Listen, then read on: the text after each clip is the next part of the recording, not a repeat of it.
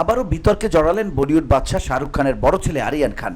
সম্প্রতি প্রথম নির্মাণ bats of Bollywood web series দিয়ে বি টাউনে বেশ সাড়া ফেলেছিলেন আরিয়ান খান, কিন্তু এরই মাঝে বেঙ্গালুরুতে এক অনুষ্ঠানে গিয়ে ফের বিতর্কে জড়ান এই তরুণ নির্মাতা।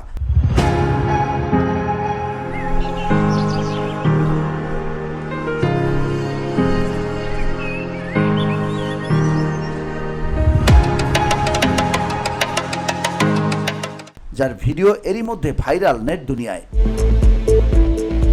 ভারতীয় গণমাধ্যম সূত্রে জানা যায়, গত 28 নভেম্বর একটি ব্যক্তিগত অনুষ্ঠানে বেঙ্গালুরু গিয়েছিলেন তিনি। সেখানেই অশোকনগর এলাকায় একটি পাবে দুই বন্ধুর সঙ্গে দেখা যায় আরিয়ানকে।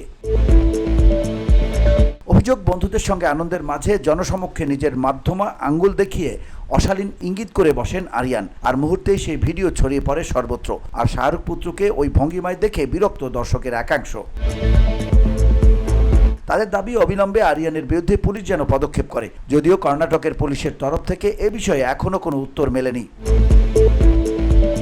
উল্লেখ্য, 2021 সালের মাদক কাণ্ডের পরে বেশ কিছুদিন প্রকাশ্যে দেখা যায়নি আরিয়ান, শাহরুখ সহ গোটা খান পরিবারকে। সে সময় এই প্রসঙ্গে শাহরুখ এক সাক্ষাৎকারে বলেছিলেন, গত 4-5 বছরের যাত্রাটা আমাদের পরিবারের জন্য বেশ রুক্ষ ছিল।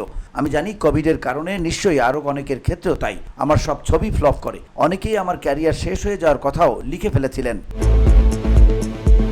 তবে 1 বছরে পরিস্থিতি অনেকটাই বদলেছে, কিন্তু এই বিতর্কের জল কতদূর গড়ায় সেটাই এখন দেখার পালা। VOD Bangla news desk.